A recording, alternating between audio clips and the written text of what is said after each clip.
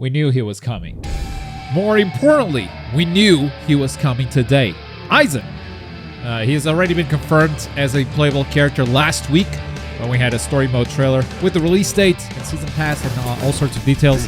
They confirmed Aizen was coming out as well as Captain Yamamoto, but now we have the gameplay trailer and we can actually learn how this man plays. We're going to start with spiritual pressure moves El Escudo, Kurohitsugi, of course, Hado number 90. Whoa! Ho, ho!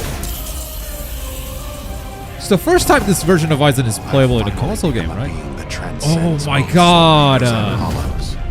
What happened? Wait, what was the other stage? Is that a spiritual pressure move and then he awakens into this? Oh, and of course a reawakening that fits Aizen.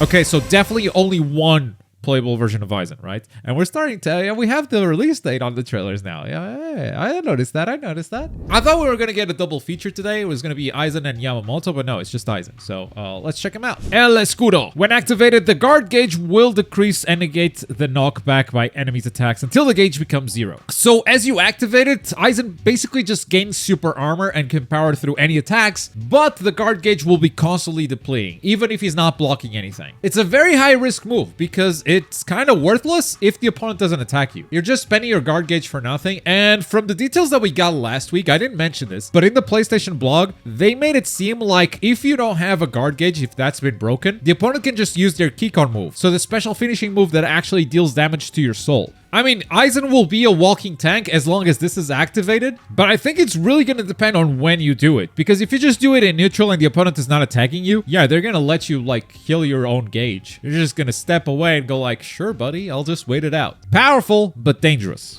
Spiritual Pressure Move 2, Hado 90 Kurohitsugi. Attack by slashing forward with a follow-up attack by Kurohitsugi, performed via Eisho Haki when it hits. The damage will increase depending on the Hogyoku fusion level. Whoa. So unlike other games where you kind of just summon the black coffin anywhere, here it acts as a follow-up attack. Like you gotta hit them with the sword first, and the follow-up attack it's kind of an animation. So yeah, the activation itself is just a sword slash. The rest is like cinematic, and it looks great, but it doesn't feel like the move, you know? The move is just a sword slash. Now, I don't know what the hell is going on with the Hogyoku fusion level, but because this character has a reawakening, they are going to skip a lot of his moves, and one of them could be a unique gauge. He could have a unique Hogyoku fusion level. And I don't know how you increase it, but increase it long enough and maybe you become this version of Aizen right here. But this is not his awakening because his awakening comes later. Also, usually in trailers, the character in the trailer is getting hit before they get the reverse fate letters. It's like you gotta take some damage to pop your awakening, but here it's Aizen. I feel like the interesting stuff that this character has isn't really being shown in this trailer, but I love the mystery. We'll learn more in the future for sure. This is his awakening. The performance is enhanced by the progress of the fusion with the Hogyoku and reaching to an existence that has exceeded the natural law.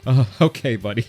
It takes time to reach the awakening state, but compared to the other characters, Aizen's status will dramatically increase, and he will be able to activate a mightier power by increasing Hogyoku fusion level. So an awakening that takes longer than other characters, but is also stronger than other characters' awakening. And of course, reawakening on top of that. This has got to be rare. Like if it takes you a long time to awaken compared to other characters, going for a reawakening as Aizen, it might be hard to pull off. Overwhelming power in conditioned state made by diverse changes during the fight.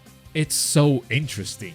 All right, roster prediction. Let's go ahead and confirm Aizen as well as Yamamoto. We'll probably get his trailer next week. And I think now that we've seen the awakening and reawakening, we can kind of confirm that this is the one Aizen we're getting, which is also in line with my prediction. Another dub for Globku. And since we're here every week talking about Bleach, let's see where you guys are at by pulling some comments. From the release date trailer. So, while Ichigo is a playable character, you can see him in the PlayStation trailer in the PlayStation Store all the way at the end. Huh? I'm gonna have to take your word for it. I cannot find it on the PlayStation website or the PlayStation Store online. So maybe it's like PlayStation Store on the console itself, and I don't have the console with me. So I'll believe you though. I've seen this confirmation somewhere else. I thought this was gonna be an easy find, but turns out it's maybe not that simple. But much like Orihime, we're not gonna confirm the character is playable until we get an actual gameplay trailer. But if that's correct, then that's another dub for Glob.